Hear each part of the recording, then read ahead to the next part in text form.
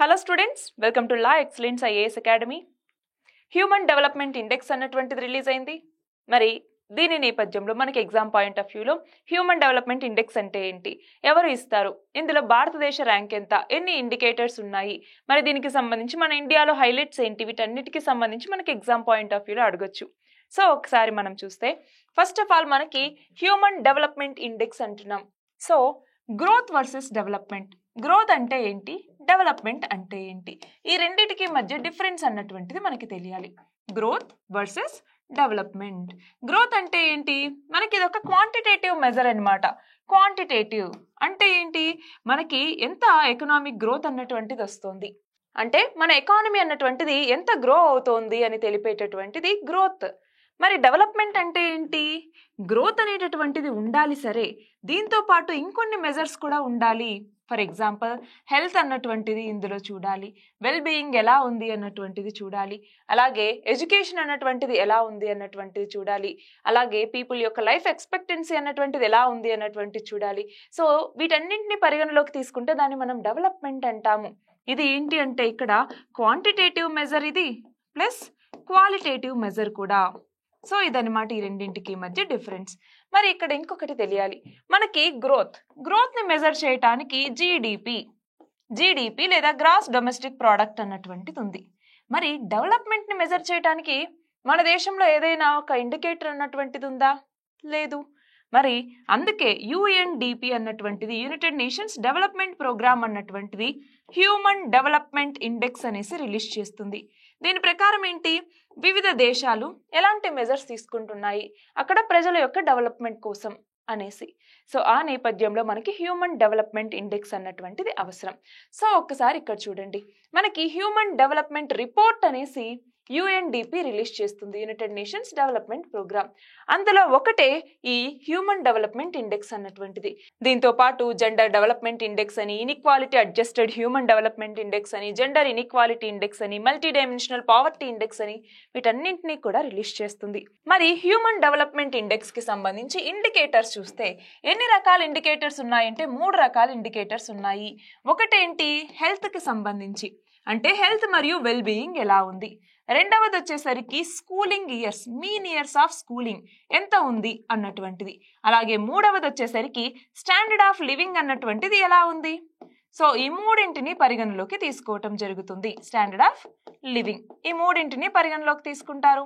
మరి ఇక్కడ హెల్త్ మరియు వెల్ బీయింగ్ అంటాం. మరి దీంట్లో ఏమేమి కన్సిడర్ చేస్తారు, ఒకటి వచ్చేసరికి లైఫ్ ఎక్స్పెక్టెన్సీ, అంటే ఎన్ని సంవత్సరాలు బతుకుతారు, ఆ మనిషి యొక్క ఆయురార్థం ఎంత యావరేజ్ గా, అది కన్సిడర్ చేస్తారు. రెండవది వచ్చేసరికి ఇన్ఫాంట్ మోర్టాలిటీ రేట్ లేదా ఐఎంఆర్ అంటాం. ఇన్ఫాంట్ మోర్టాలిటీ రేట్ అంటే ఏంటి, 1000 మంది జననాలకి ఎంతమంది పిల్లలు మరణిస్తూ ఉన్నారు, అది కూడా 1 ఇయర్ లోపు పిల్లలు అన్నమాట. 1 ఇయర్ లోపు పిల్లలు ఎంతమంది చనిపోతూ ఉన్నారు అని క్యాలిక్యులేట్ చేసేటటువంటిదే ఇన్ఫాంట్ మోర్టాలిటీ రేట్. అలాగే మెటర్నల్ మోర్టాలిటీ రేట్ లేదా ఎంఎంఆర్ అంటాం. ఎంఎంఆర్ అంటే ఏంటి, 1,00,000 మంది జననాలకి, అంటే పిల్లలు 1,00,000 మంది జననాలకి ఎంతమంది తల్లులు చనిపోతూ ఉన్నారు అని క్యాలిక్యులేట్ చేసేటటువంటిదే మెటర్నల్ మోర్టాలిటీ రేట్ అంటాం. అది కాకుండా అండర్ నరిష్డ్ చిల్డ్రన్, అంటే నరిష్మెంట్ సరిగ్గా లేనటువంటి పిల్లల పర్సంటేజ్ ఎలా ఉంది అనేసి క్యాలిక్యులేట్ చేస్తారు.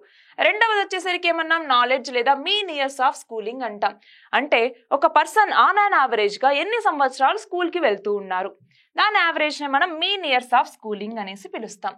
మూడవది చూడండి, డీసెంట్ స్టాండర్డ్ ఆఫ్ లివింగ్ అంటే ఏంటి, ఇందులో ఏమేమి తీసుకుంటారు, gross national income per capita ఎలా ఉంది, అంటే జాతీయ తలసరి ఆదాయం అన్నటువంటిది ఎలా ఉంది అనేసి క్యాలిక్యులేట్ చేస్తారు.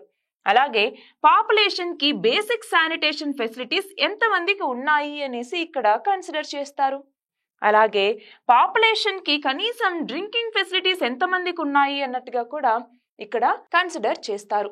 దాన్ని బట్టి మనకి ఈ హ్యూమన్ డెవలప్మెంట్ ఇండికేటర్స్ అనేవి ఈ దేశానికి ఇంతున్నాయి, ఈ దేశానికి ఇంతున్నాయి అన్నట్టుగా క్యాలిక్యులేట్ చేస్తారు. సో ఈ సూచీలో మన భారతదేశ ర్యాంక్ ఎంత మనం చూస్తే 2022కు గాని ఈ సూచీని ఇచ్చారు.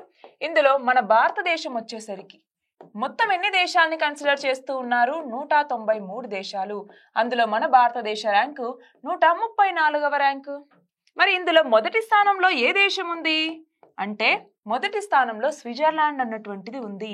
స్విట్జర్లాండ్ ఫస్ట్ ప్లేస్ అన్నమాట ఇందులో. సెకండ్ ప్లేస్ లోకి వచ్చేసరికి నార్వే అన్నటువంటిది ఉంది. నార్వే మనకి తెలుసు, నార్వే అన్నటువంటిది రీసెంట్ గా నేటోలో జాయిన్ అయింది. అవునా? NATO, north Atlantic treaty alliance లో జాయిన్ అయింది. మరి ఎన్నవ సభ్య దేశం నేటోలో ఈ యొక్క నార్వే అన్నటువంటిది? దీని ఆన్సర్ కమెంట్ సెక్షన్ లో ఇవ్వండి.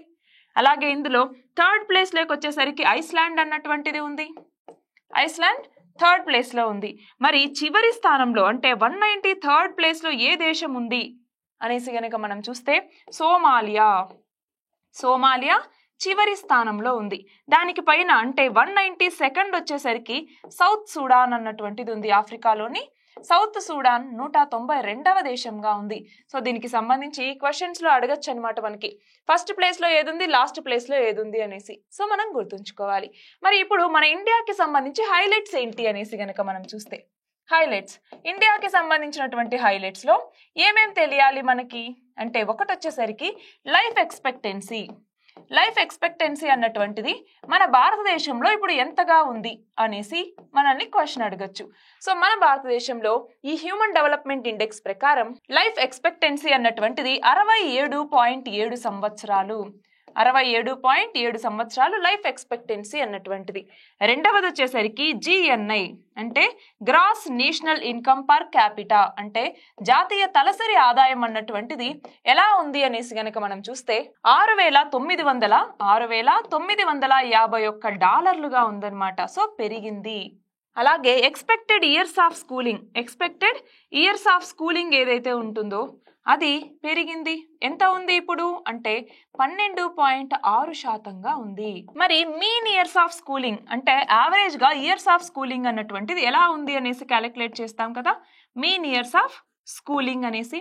అది ఎంతగా ఉంది అంటే 6.57 సంవత్సరాలుగా ఉంది.